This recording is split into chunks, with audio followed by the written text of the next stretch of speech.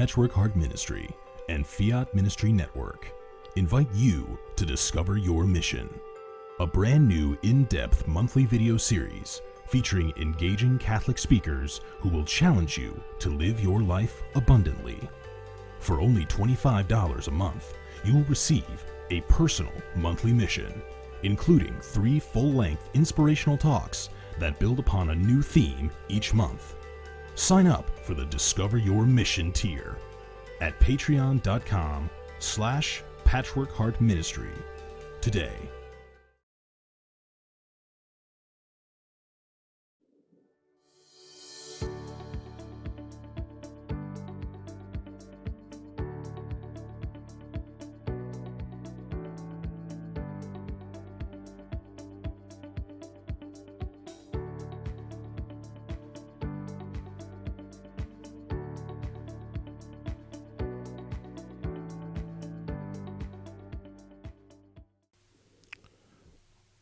Welcome to the Fiat Ministry Show, episode 155. Thank you, Jennifer, for sharing the stream. I appreciate that. Really excited about our guest tonight. We were going back and forth. Like a lot of things, the social media platforms help, and you also have to be careful, but this time it was actually a good positive connection with Shawna Arnold, and she wrote the book, and I'll bring it, I have it right here, and I'll put this up here, From Darkness to Light, Finding My Way to the Father's Merciful Love. And I'll also put it up, I have it right here, and we can, show that. And definitely, she also has a website. We'll talk about that. And I'll, hopefully, just a really exciting to know in any kind of situation, any cross that you have, you can always find a light and help you get through. And she's a perfect example of how, forgiveness, how to, go through a lot of dark times to find the light. And I'm really excited to just talk to her tonight. Please, comment or give us any questions that we could, ask her. That would be great. I'm going to start in prayer. And also, again, before I do the prayer, I just want to let everybody know we want to. I know we say it all the time, but please support us with the Patreon. It helps us continue to do our work. Please, there's different tiers that will help us through our Patreon. Different things like, for example, we have the Catechism, all 38 segments of the Catechism, and John Curry Sr. lays out the whole, if you want to listen in the car or just learn more about the Catechism. It's a great opportunity and tool to use, and there's so many others coming up. I know I really want to thank Bill Snyder and Patchwork Heart Ministry for also streaming the YouTube, and also on Podbean with the radio side of things. So welcome everybody tuning in over there. And let's start in prayer, and then we'll have Shawna on, and let's start the show. In the name of Father, Son, Holy Spirit, amen. Lord, thank you for tonight. Thank you for Shawna. Thank you for allowing her to share her story, her just from the darkness into light, just to know that everybody has their story and their cross that they bear, and to understand that there's always light at the end, that we can always search out for you. Just give us the time and the words that you want us to share tonight. Thank you for Shawna's time. Thank you for her family. Bless everyone that's watching, and will be watching in their own time. I appreciate everyone's support and just allowing us to share the love and the graces that you give us every day to do this, to in a little way evangelize, to share, to praise you, and give you glory every day. In your name we pray. In the name of Father, Son, Holy Spirit. Amen. And further ado, I will bring on Shawna. How are you doing tonight, Shawna? I'm doing good. Thank you for allowing me to be on the show. I'm greatly appreciative of that. Well, thank you for coming on, and I really appreciate it. I know we were going back and forth on social media, and I appreciate of allowing to finally coming on, and thank you for the book. And it's a great read. It's very. I mean, I just want to let people know that it's a very just an amazing story, and I know there's a lot of difficult times and things, but overall it comes out with that light, and I think that's the most important thing. And I know we're gonna maybe speak on a little bit on addiction and also the abortion side of things and all that later on in the show. But I ask all my guests before that, my first question is, yes, and that might be part of the book, but if there's something that helped you say yes to Jesus Christ, what helped you to get on that the path to where you're at right now in your journey with faith and our Lord? I guess it was coming back to my sacraments and having a quite a remarkable encounter with God through adoration that really touched my heart and made me aware that he is real and that he's there and that he loved me. That was the biggest thing, is knowing that God still loved me no matter what I've all done, from all my past sins, that he was always there, and I just need to ask for his forgiveness. He's my loving Father. Yeah. Well, and I think, what, I know there's a lot in the book, and if you want to share a little bit about, the background of what happened in your life, and I know there's so much that could be talked about, but if you could give a little bit to everybody, the audience tonight, watching and listening tonight, about the book, and just from darkness to light, just share like a little bit about that situation that you went through in your life. So basically, to sum it up in a matter of a few minutes, is I grew up in a very dysfunctional home. My father was a workaholic, and my mother was addicted to prescription pills. I basically was neglected a lot, dumped off at my grandparents' house quite a bit. I got into addiction at a very early age, led me on a road of using drugs. At the time then, my grandma died, so that was hard for me. It was like losing my mother, because my grandma was always there for me. I continued to get in trouble with the law and things like that to pay for my addictions. I was placed in jail. My parents ended up divorcing. My mom ended up remarrying another man, and just a lot of dysfunction. And this man was abusing my mom, and here I'm in jail. I can't do anything about it. I ended up becoming pregnant, and I ended up having an abortion when I was 19.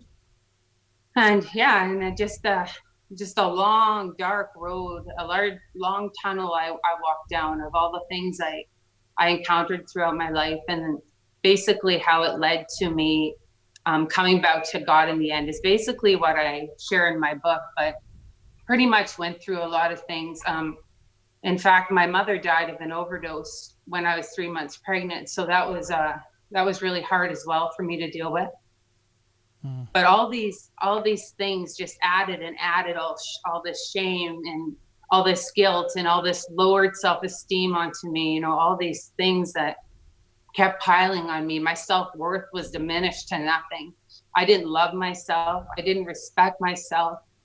I didn't even think I was valuable or had any worth. That's basically where I came from.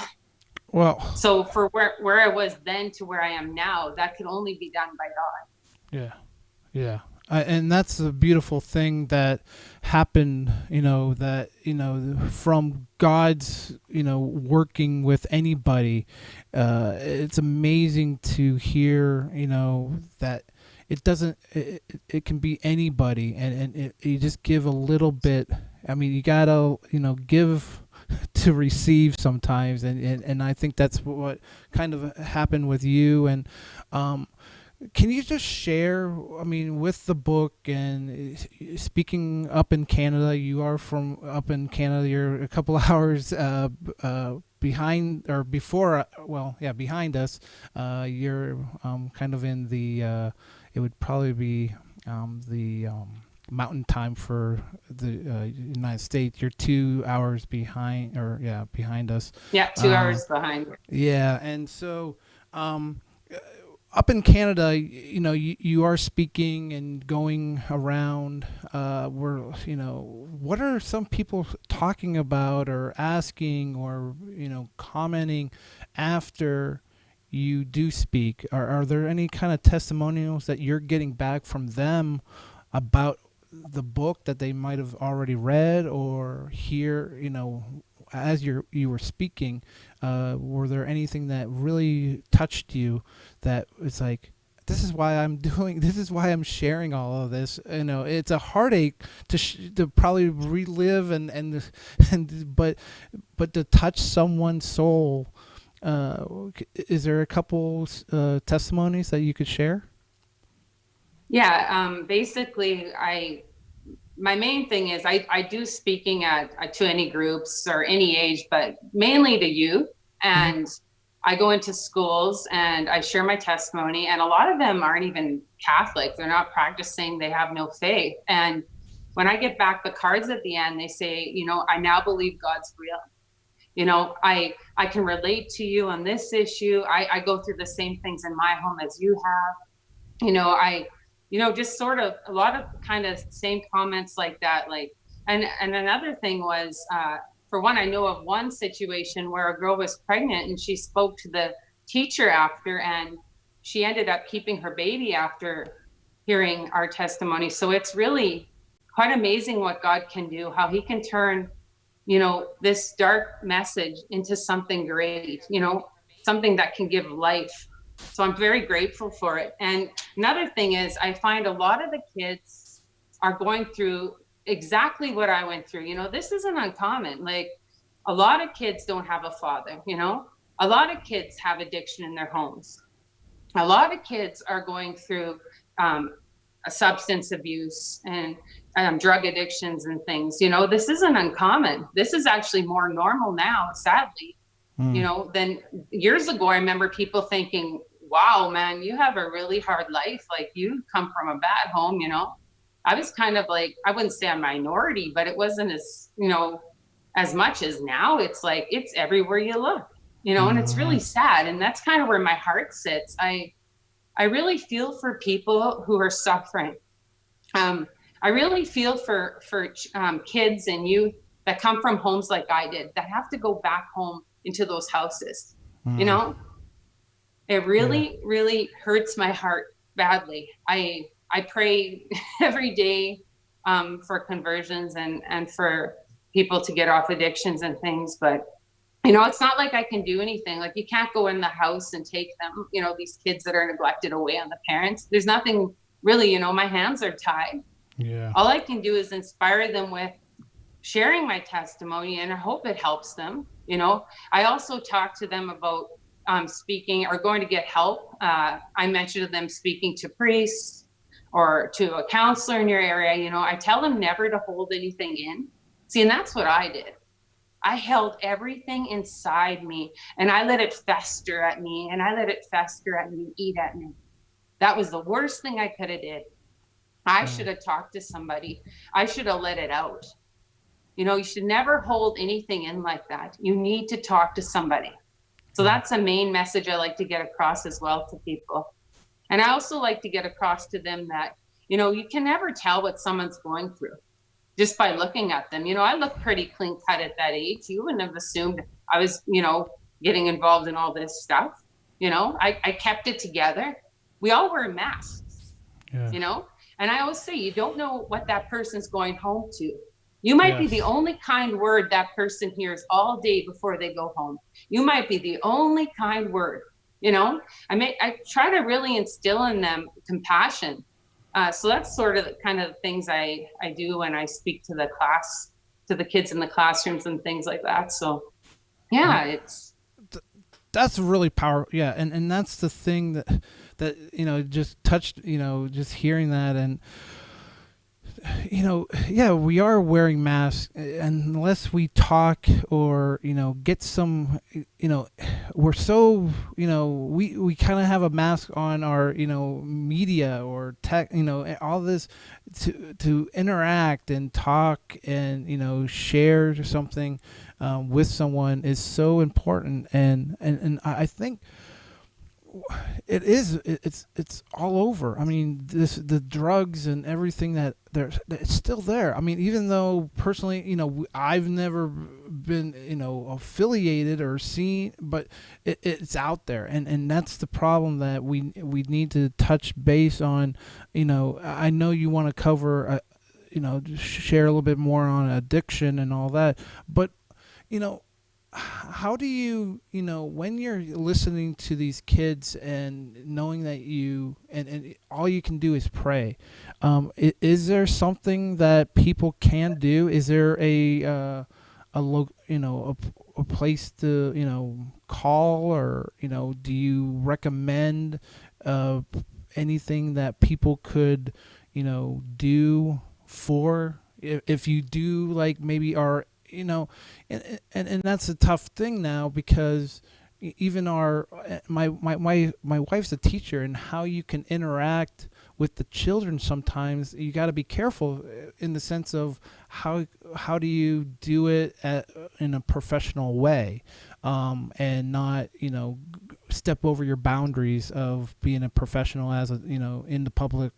Is there something that you would recommend, or you know of, that people can go to or call or anything? There's lots of helplines, more than there was back in the early 90s when I was going through the things I went through.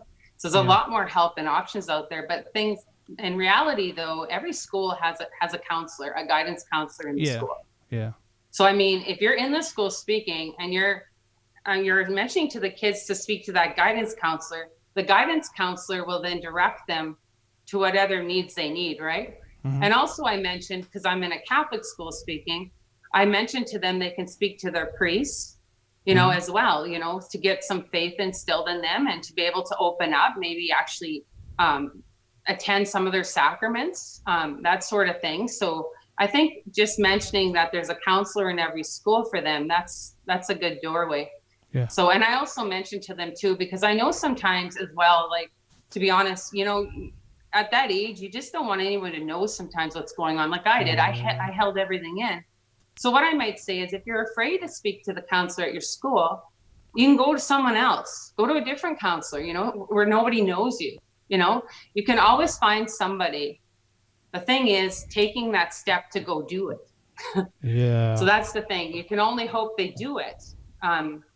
So that's kind of the outline of what I do as well. So yeah, that's, it's the doing, and hopefully they feel that it's okay, because it's, you know, sometimes scary. You don't know what's going to happen. You know, you got to think of what the kid, you know, the child is thinking, you know, or the young adult per se is, you know, going to think that's, you know, what could happen to them or to their family members and everything around them. I think, you know, with the addiction side of things, because we were talking prior to the show, you you're getting a lot, and we'll go cover a little bit on the abortion side next, but that was something that you really wanted to maybe share a little bit more in detail on the addiction side of things. What are you hearing, and what do you want to share on that? Because I think that's important, because it's out there. I mean, we have to understand that, and maybe if you could shed some light, that would be great for our listeners and viewers. Well, sometimes after I'm done a presentation, I usually have more or less males coming up to me after and sharing with me that they want to get off the drugs. They have an issue. They really open up to me after I'm done sharing my testimony, which I'm very grateful for. But once again, I will tell them the same thing I said earlier, was to go speak out, to go find somebody you can talk to, and trust. And then I also mentioned to kids as well that, it's not to say it's wrong, the people you're hanging around, but the people you are hanging around with influence you, right? And it doesn't mean you're better than them if you decide to split ways with them. It just means that we're all on a different path. We're all on a different journey. Some of us take longer than others to seek help. But if you want to cut free from this kind of lifestyle, you need to find different friends, different groups, get involved in more positive things. So that's another thing I like to point out with them. And I always want them to know that, like I said, I stress out, just because you left that group or that friend doesn't mean you're better than them. We can't be thinking that way, because that person deserves help and will seek help eventually when they're ready, and hopefully they will, So that's another thing I like to stress out to them as well when I'm speaking to them. Yeah. Well, and that's a great, as sometimes that we kind of are shy, or I was on the shy side but to have also those friends that because you're always, as a father right now, who's my children hanging out with? Are they as a parent, you thinking a little bit different, because you kind of know you've grown up, you've gone through it, but they're like deciding who's going to be. I mean, it's a lot of that peer pressure that people, children have, that happens throughout any kind of stage of childhood, of being pressured into something that they know probably is wrong, and they probably would hear the same thing from their parents, but the friend is pressuring someone to do something, and it's that sometimes saying no is so difficult, but good no's are so powerful, and I think sometimes children just need to know that saying no, I mean, even for us, sometimes I'm being pulled in so many different directions, doing different things. Sometimes you got to say no to something. You have to just say, yeah, but I just can't do it right now. And you might, but I think for that children of, in addiction or anything going on in their lives, it's tough. And I think that's, you have to pray for that. And, as working, with the Catholic side of, do you see anything different? Are you, when you're speaking with any, is there something different that with a group of children that might not be Catholic that you see they're asking questions or responding to your talks? Is there something that you would like to, share on that? Because I'm just curious, like, is it the same down the line, or? To be honest with you, it all depends on, it doesn't matter where you go to school. Yeah. It's what's happening in your home.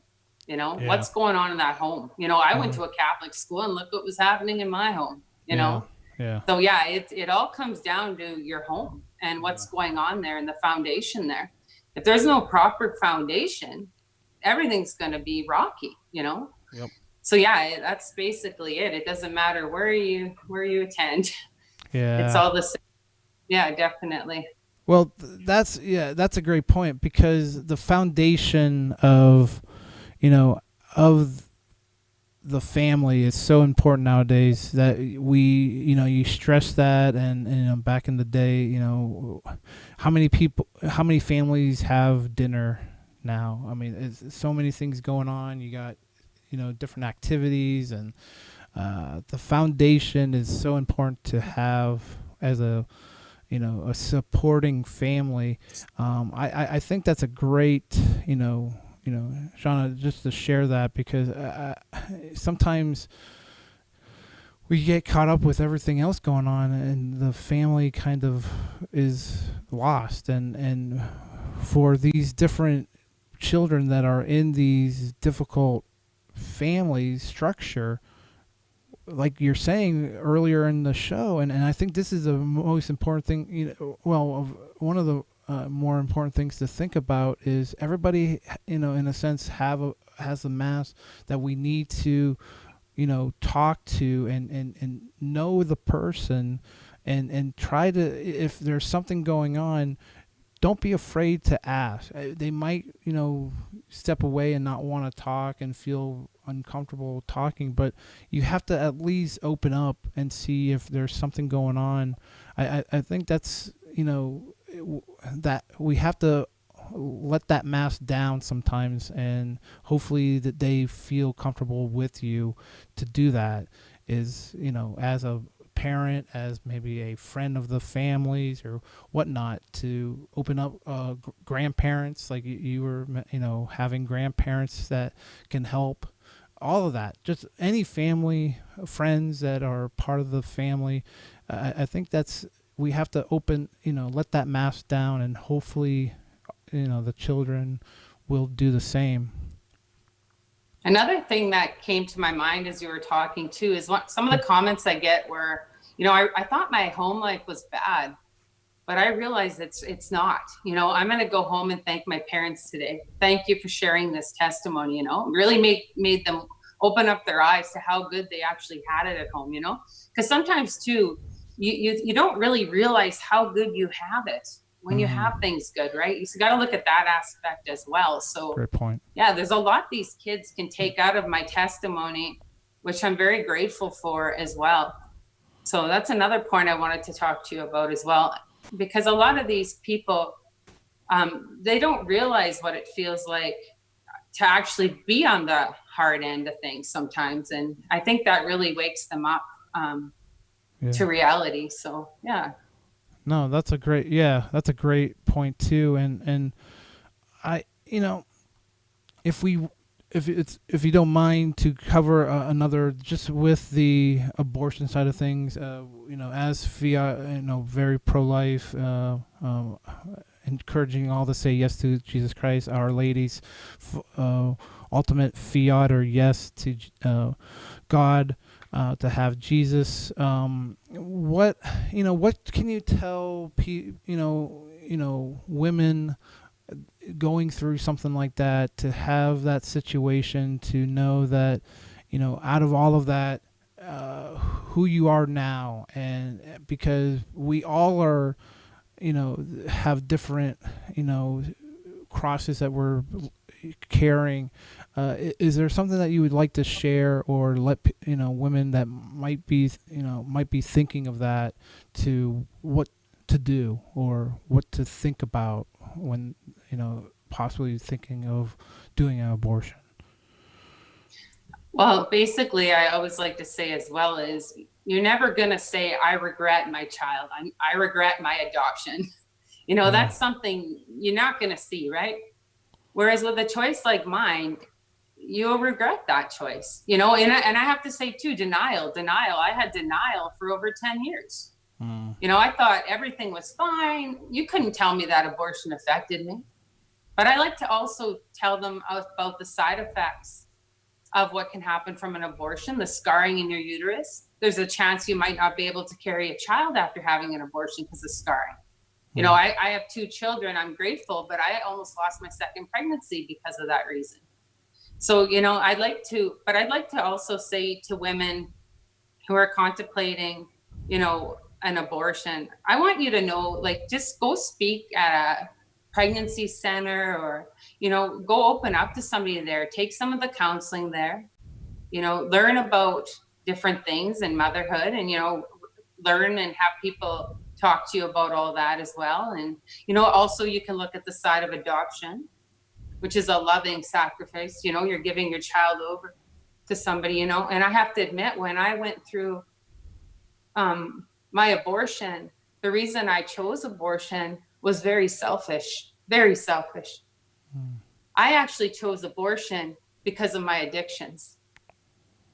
That's how much of a grip that addiction had on me. Wow. That I chose that route. So, you know, I like to just educate people about the symptoms as well, and just to let them know, you know, the choice is always yours. You got a free will. But I mean, educate yourself. Like, my doctor didn't tell me at 3 weeks the baby had a heartbeat. He told me it was a pen dot, just a little dot on a piece of paper. So, I mean, educate yourself, please, you know. Yeah. I like to really stress that, because no one ever told me any of this stuff. I wasn't told anything. Yeah. So yeah, it's just a choice you want to really think about, you know. No, you'll regret it, you know. It's just not a good thing, and it's very sad, you know, to selfishly take someone else's life. Like, I can't go back. I can't redo what I did. And I also want to say to anybody right now who's watching that's had an abortion, that you can get healing. And there's a place called Rachel's Vineyard, and that's where I went to get healing. A lot of these pregnancy centers also have counseling in them as well. There's a lot of different ministries now that are geared towards counseling for post-abortion. And it's not just a woman's issue. This is obviously a man's issue. I like to say to the men, because sometimes the guys in the class might say, what does it have to do with men? Well, last time I checked, it takes 2 people to have a baby. You know, so yeah, I'd like to say that as well. So yeah, it's definitely a man and a woman issue, and there is healing for both. So yeah. That's a great point, and I think I kind of share this a lot. My wife mentioned that we were driving. You know, it's kind of a, for the father, it's kind of a getting out of it. Like, you know, if it's a boyfriend, or, you know, getting out of a thing easy. I mean, it's an easy way out kind of thing is what I'm trying to say, is that which is so wrong to say, but, you know, sometimes that's how they would be probably thinking, like, oh, this is going to be easy, so, you know, we'll do it, and you know, we don't have to worry anymore about all this stuff. Because one thing that I really don't understand is anyone that's saying they're not a baby is too quote unquote expensive, or it costs too much or whatever. That's not the case. I understand it's a lot of money. There's a lot of things, but people provide family help. There's so much things, and like you're saying, adoption. My wife has 3 siblings that were adopted, and they're awesome. And I was blown away. I walked in the first time I met the family, and they were the best things that I met them, and they were awesome. And, you know, amen to that, and to share that. I think that's a very important. Is adoption is, don't be afraid of that. If the case of you're not ready, or, I mean, to give up, I mean, to destroy a life compared to giving maybe another couple life. I rather, you know, if I can't, you know, feel that we can do it, I'd rather have another couple to, you know, share that love for that baby, and, you know, whatever happens after that happens, but it's just a beautiful story to, at least have that. We're with Shawna Arnold, and she wrote the book From Darkness into Light, Finding My Way to the Father's Merciful Love. And I mean, that's the thing that you also are, sharing too, is forgiveness, and to, understand that merciful love that the Father gave you. What have you been taking away? I mean, writing the book, going around speaking. What can you, what are you getting out of that? I mean, I know there's a lot of, just people are sharing back, but personally, is there something that is, hitting your soul that, you would like to share tonight with the audience? Because it's a lot of personal things in the book, and a lot of things that you're sharing as you're speaking personally, to go and kind of relive and talk about. What are you getting out of doing that for yourself? First of all, I'd like to say that the way it came about was, the last thing I ever wanted to do was talk to people, like, or even be a speaker. I'm going to be honest with you. When I was in school, like elementary school, and I had to do a project in front of the class, my knees were banging together like cymbals. Like, I don't, my gosh. I'm the same way. Yes. So no, this is totally out of my element. But anyways, as I had gone through all this stuff, I found God. I would have people randomly come to me after and say, you should write out your story. And then I'd have another person. And that, long story short, once somebody was willing to publish that story, I remember just crying and bawling to God. I was so afraid of what people were going to think of me. I'm exposing a lot of sins that are personal to a lot of people.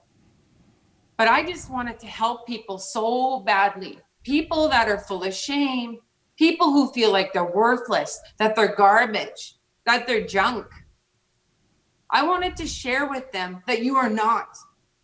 God looks at the heart. He knows what happened to you. And that's my main message, is I want people to know God is real and that God loves them.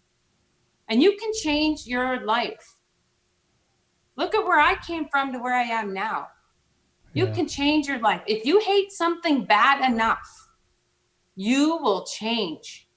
And I have to say, my mom died of an overdose, and that really woke me up to the reality of what addiction can do. So in a way, I like to look back at that and think, it takes some good out of that somehow, that ugly situation. And I like to say, my mom's death gave me life. It made me realize that I was not invincible, that drugs can kill you. When you're young, you think you can stuff yourself with all these things, and, oh, I'm young, I'm invincible, my body's going to bounce back. But no, you can die from these things, and that's a thing I like to stress out as well to people. So sorry, I went off on a little tangent. No, it's great. Okay. Because I think,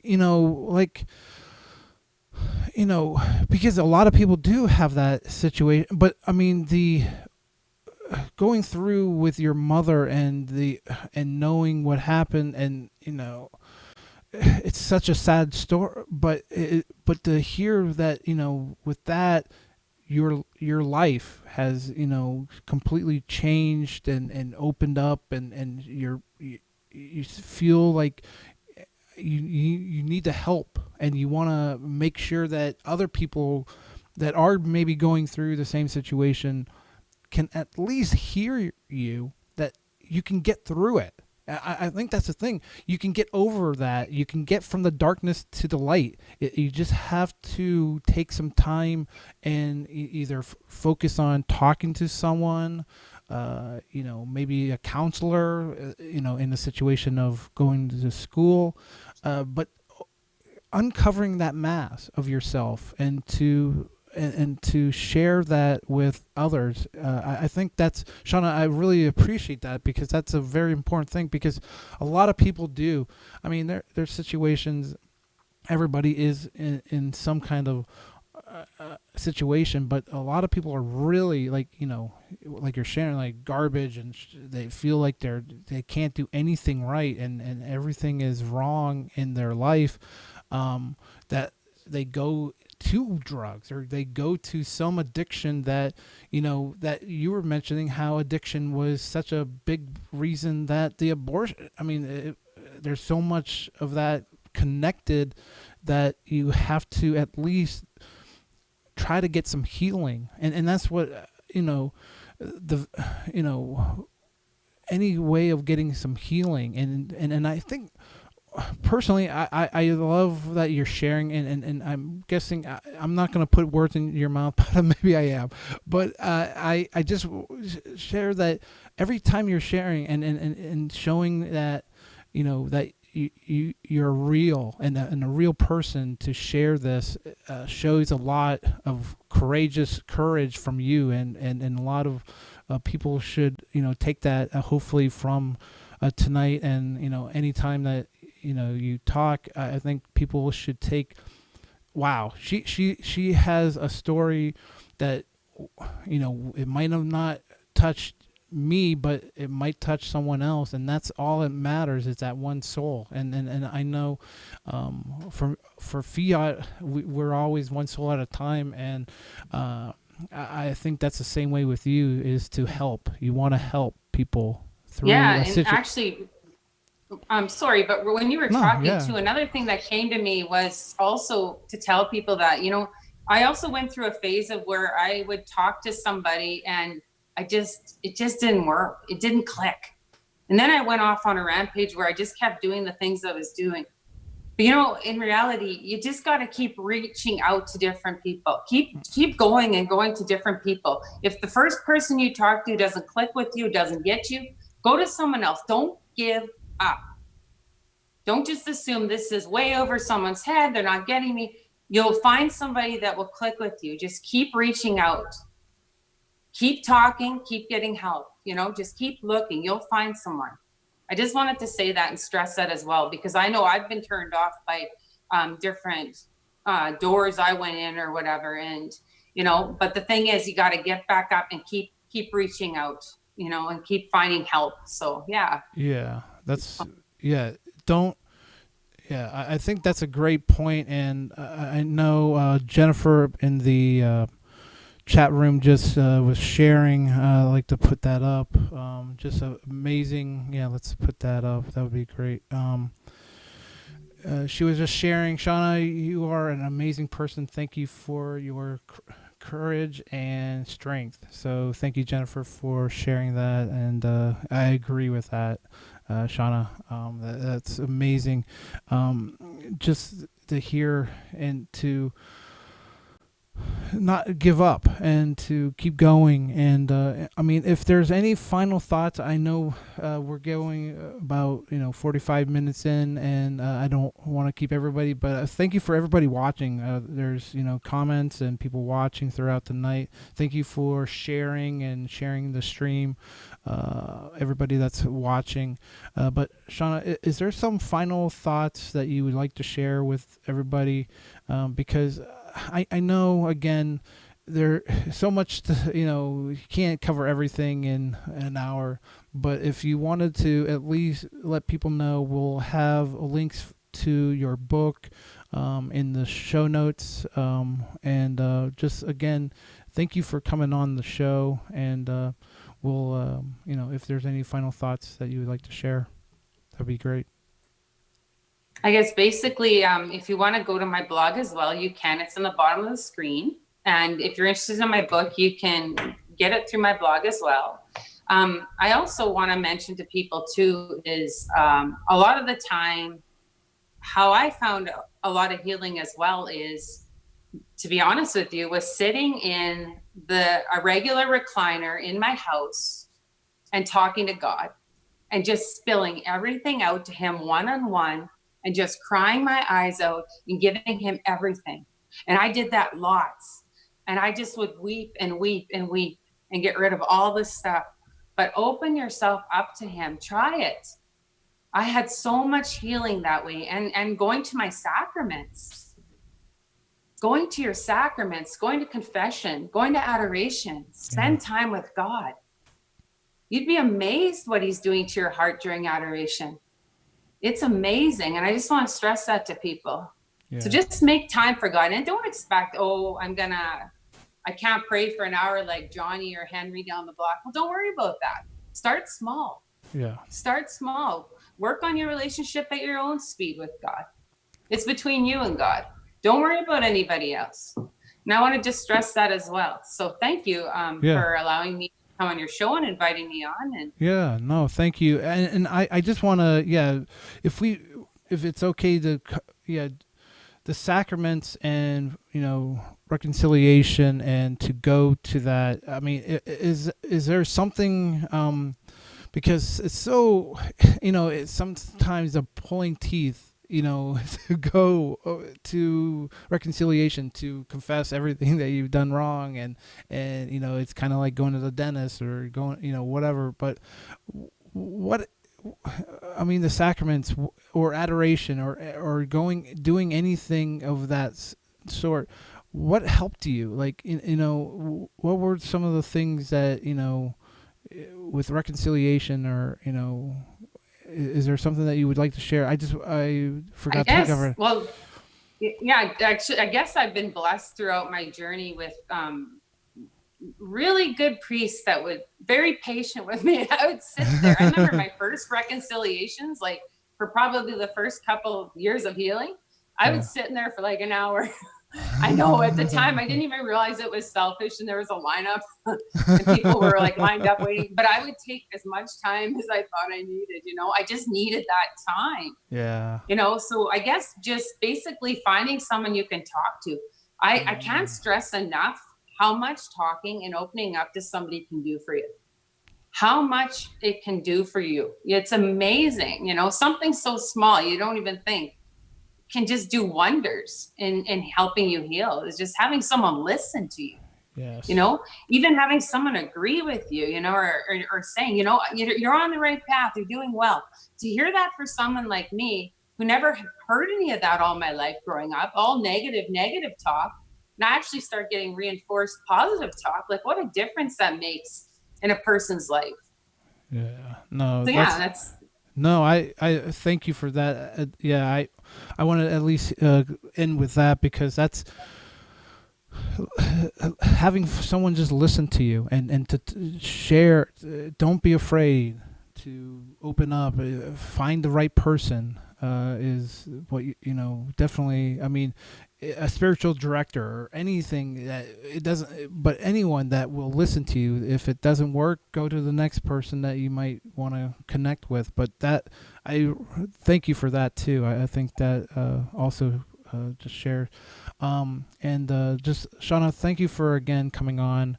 I know we have a couple of people up in Canada that also are part of the Fiat Ministry network. I see that Al Smith is in the chat room, and his show is tomorrow night at 9. Really excited about that. But just thank you for your time tonight. Thank you for sharing. Again, the book, we'll put that actually back up on the screen. From Darkness into Light, Finding My Way to the Father's Merciful Love. And I'll also have let's put the website back up. And there's the website with everything, and I'll have the lower third so you can all see. It's right underneath Shawna's name. Make sure to check it out. And again, thank you. I'll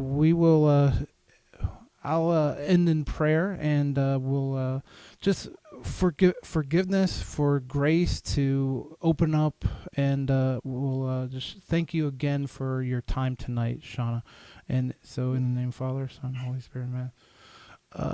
Thank you for this evening, just Lord, and thank you for Shawna, her whole family, everyone that is just tonight watching, and then will be watching in their own time.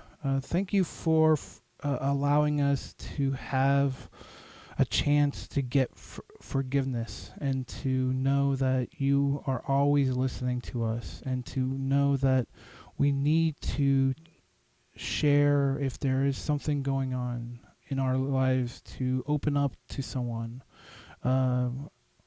Take off that mask, to allow people to know you and to know what's going on. Don't be afraid to open up to anyone, and just to be able to give the strength that they can, guide you, and or find the person that will help.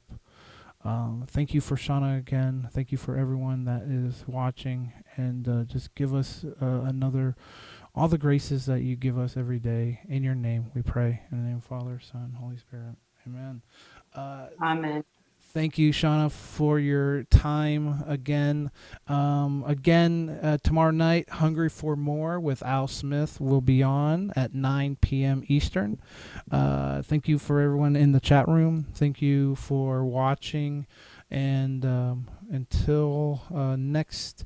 In 2 weeks, I'm going to be flip-flopping with John Jacobson's Jake's Takes on Wednesday. So Fiat Ministry Show will move to Wednesdays, and Al Smith with Hungry for More got my spot, and I'm glad to give him that spot. I'm very grateful for him too. 2 Canadians tonight, in a sense. One tomorrow night, one tonight. So we'll bring some, international flavor as much as we can to the network. And I really appreciate, Shawna, for your time, and you're always welcome back. And just thank you for everyone watching. Until in 2 weeks, the Fiat Ministry Network, encouraging all to say yes to Jesus Christ. God bless and good night.